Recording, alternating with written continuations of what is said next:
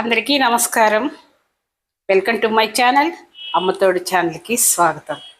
ఈరోజు కోడిగుడ్డు పులుసు చేస్తాను. చాలా బాగుంటుంది.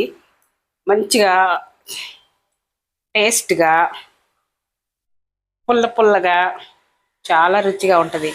ట్రెడిషనల్ వంట అండి. నేను చేసేవన్నీ ట్రెడిషనలే, పల్లెటూరు వంటలు. సింపుల్గా మసాలాలు అవన్నీ వద్దు, ఏమి లేకుండా సింపుల్గా మంచిగా చేసి చూపిస్తాను. రండి. బాండలు పెట్టానండి. కొంచెం ఆయిల్ వేసుకోవాలి, కొద్దిగా చాలు. ఒక్క ఎండుమిర్చి, కొంచెం ఆవాలు, అర స్పూన్ జీలకర్ర, అర స్పూన్ మెంతులు,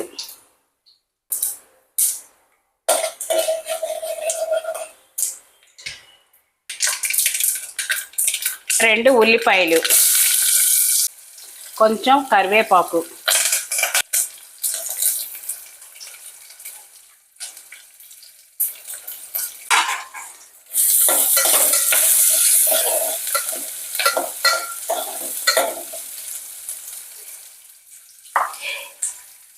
ఉల్లిపాయలు ఎప్పుడు ఎర్రగా వేగాలి, పచ్చిగా ఉంటే టేస్ట్ ఉండదు.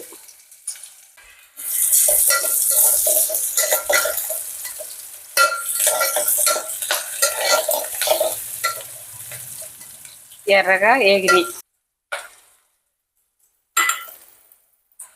2 టమాటాలు,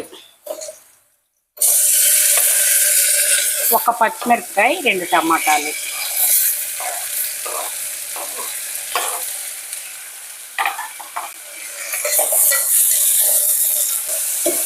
టమాటాలు బాగా వేగిపోయినాయి. చూడండి. 1.5 స్పూన్ కారం, అర స్పూను పసుపు, 1.5 స్పూను ఉప్పు, కొంచెం చిన్న నిమ్మకాయ అంతా చింతపండు నానబెట్టేసుకున్నా.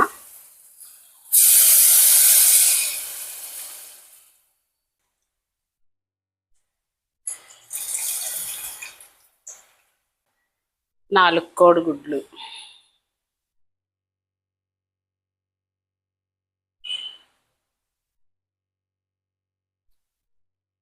కొంచెం కొత్తిమీర,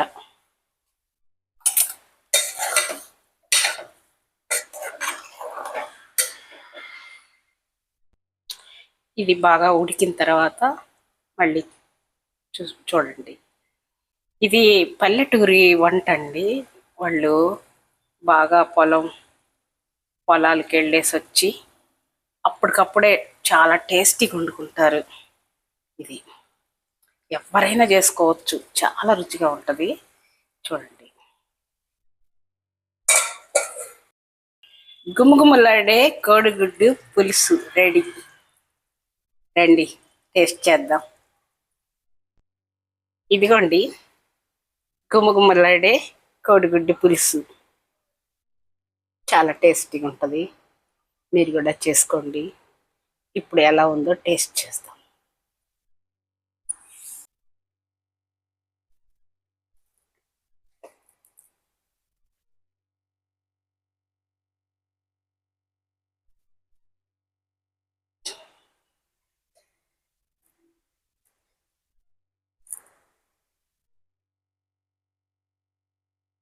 రండి.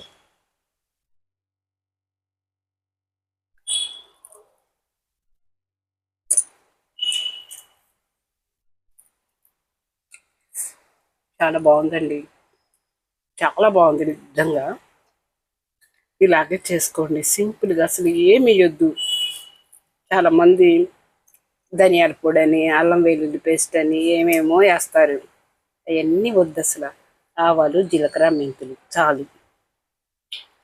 చాలా టేస్ట్గా ఉంది. నేను ముందు వీడియోస్లో మీకు పల్లెటూరు వంటలు ఎంతో టేస్ట్గా ఉంటుందండి, అవి మొత్తం నేను చేసి చూపిస్తాను. చూడండి. ఇది ఇలా చేసుకొని మీ ఇంటిల్లి పాది ఎంజాయ్ చేయండి. ప్లీజ్ సబ్స్క్రైబ్ చేయండి, లైక్ చేయండి. ముందు ముందు మంచి మంచి వీడియోస్ పెడుతుంటాను.